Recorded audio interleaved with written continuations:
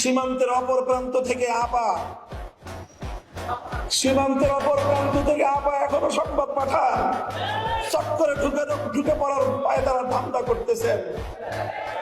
আপা যেখানে আছেন ভালো আছেন, ওখানে থাকেন, আমরা ধরে আনবো সময় মতো। এর আগে ঢুকবার চেষ্টা করবেন না।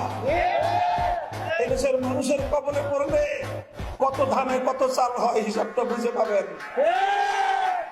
শেখ হাসিনা 50 বছর পর্যন্ত যে রাজনীতি করেছে, আমি বলি তার রাজনীতির অনেক বৈশিষ্ট্য, প্রধান দুটি বৈশিষ্ট্য ছিল।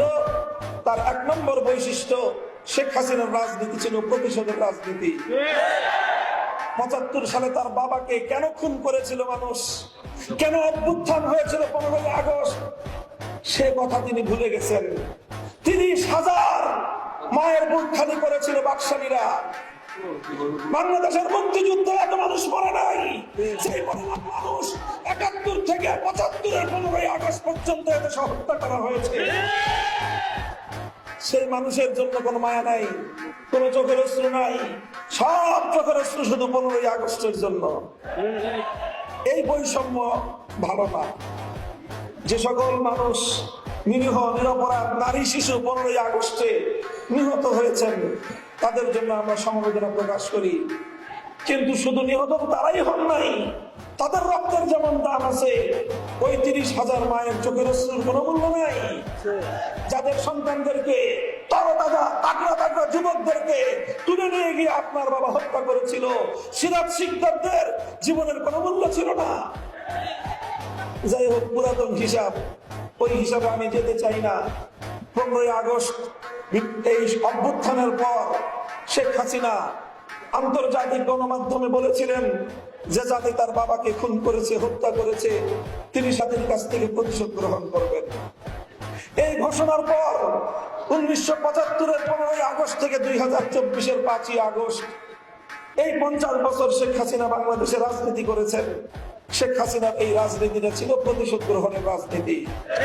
তিনি প্রতিশোধ নিয়েছেন বাংলাদেশের জনগণের কাছ থেকে, তিনি প্রতিশোধ নিয়েছেন বাংলাদেশ নামক রাষ্ট্রটার কাছ থেকে।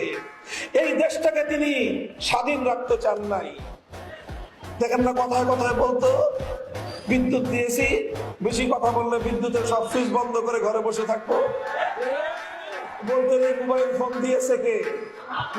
উনি মোবাইল ফোন দিয়েছিলেন, উনি বাংলাদেশে ইন্টারনেট দিয়েছিলেন। সারা পৃথিবীর মানুষ যখন মোবাইল ব্যবহার করে অগ্রসর হয়ে গেছে, বাংলাদেশে নাকি জনগণকে উনি মোবাইল দেন। এই ছিল ওনার ভাবখানা। পদ্মা সেতুটা মনে হয় যে ওনার বাপদাদার টাকা দিয়ে উনি বানিয়ে দিয়েছিলেন। এই অবস্থা করতেন। এই অবস্থা করে তিনি